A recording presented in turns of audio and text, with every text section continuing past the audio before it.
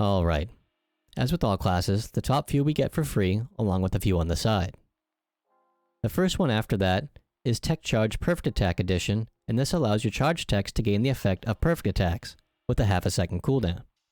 As a main class, the only time you would not want to take this would be if you're using a Phantom as a subclass, as you can get it from their skill tree instead. If you use Force as a sub, you can also grab it from their tree, but I really wouldn't suggest a Techter Force as it doesn't work as well as you may think. However, if you're using Techter as a sub to Force, I would take this on the Techter tree instead of Forces. The next two, Extend Assist and Long Arm Assist, are probably one of the main reasons to actually play Techter, as Extend Assist raises the duration of each tick of both Shifta and D-Band from 15 seconds to 45 seconds, and Long Time Assist increases the maximum duration of Shifta and D-Band of 1 minute to 3 minutes. With those two skills working in tandem, each Techter can grant 3 minutes of buffs and only one charge tech. Don't touch any of these straight stat up skills, as your skill points can be better utilized further down the tree. The exception to this would be if you're mainly a melee Techter. That being said, you will need 3 points into Technique Power Up 1 to unlock everything else below it, but don't bother putting any more in after that. Wand Focus is absolutely necessary if you use a wand, which everyone should be using. I'm not saying to ignore the Talus completely if you like it, but you get a lot more mileage out of Techter if you have a wand on you too. Anyways, this allows you to charge your focus up with techs and then use it in the form of mini explosions during your normal wand attacks, making them much stronger and great for AoE. PP Restorate at max raises your PP regen by 40% when moving and 250% when not moving. This skill is pretty optional, but can be very handy. Generally, I see people either put only 1 point in or max depending on their build. Advanced Shifta and D-Band boost the effectiveness of each by 25% and should be maxed. There's an advanced form of Resta too, but once we get access to crafted techs, which will probably be sooner rather than later, a crafted Resta will be even stronger than what this offers.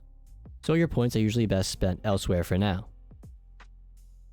There's then 4 passive buffs you get access to that will be applied whenever under the effects of Shifta and D-Band.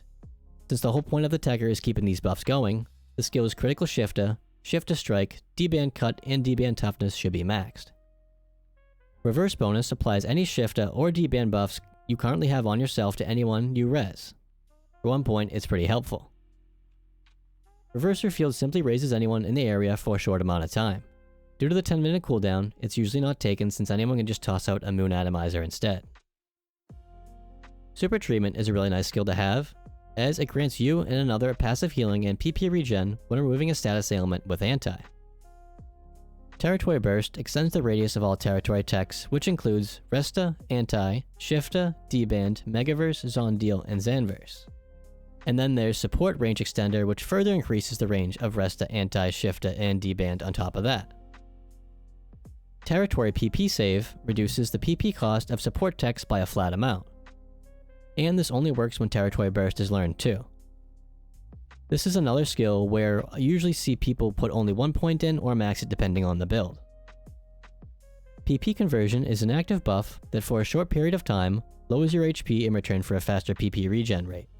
This generally isn't worth it for the skill points, as there are better ways to regen PP in general. You're going to want to max the next 3 as they are integral parts of the Techter when using a wand. Wand Lovers simply makes your normal attacks and Photon Fury explosions much stronger and changes the way you dodge too. That being said, Wand Focus must be learned to use this.